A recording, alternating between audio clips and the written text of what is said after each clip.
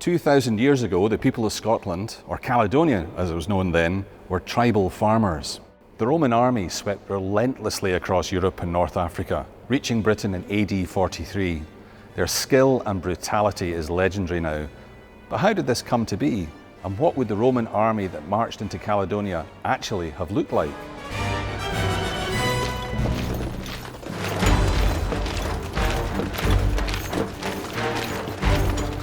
The reason that Rome got so powerful is because of this.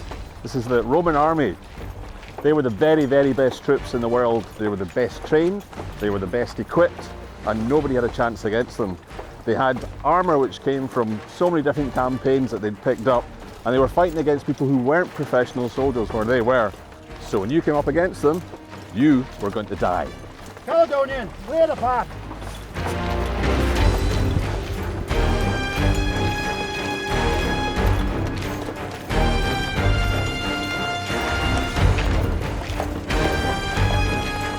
Discipline was obviously incredibly important with such a huge professional army. In fact, it was more than that, it was actually a religion. They actually had a goddess called Disciplina who they used to worship, and there was an entire fort on Hadrian's Wall which was dedicated just to her. Discipline was ferociously asserted. If you did something wrong, you could have your rations cut, or you could be flogged with this. This is a weakness here. Sorry about that. And they would just beat you in front of your college with it. If it was really bad, if you deserted, then it was death. And death was beating to death in front of the entire legion.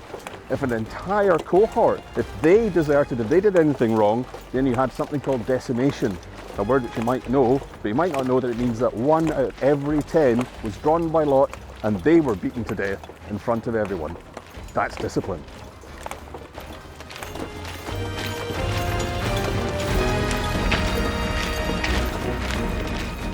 Each legion was made up of two kinds of soldier. There was the auxiliaries, who weren't Roman citizens, and then there was these guys here. These are the elite, these are the Roman citizens. When you signed up, it was for 25 years and you got the tattoo and there was no going back. They were incredibly highly trained and specialised. Each one of these guys back here had a job to do. It's a fine force of men you've got there, guys. I wouldn't want to fight them. Best of the ancient world, the Roman army. You don't fight these because you don't live long. Praise the gods.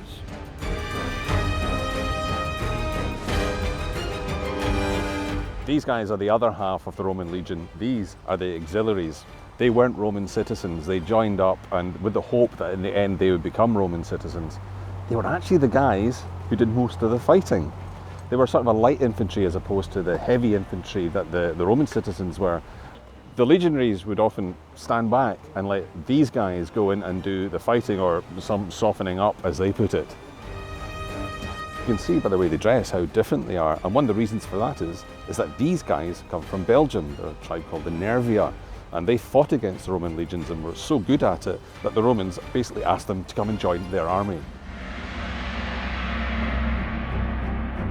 Join us again to explore the best preserved Roman ruin of the Antonine Wall, Bearsden Bathhouse. Ave Mitra, Sol in Nicte! Ave Mitra, Sol in Nicte!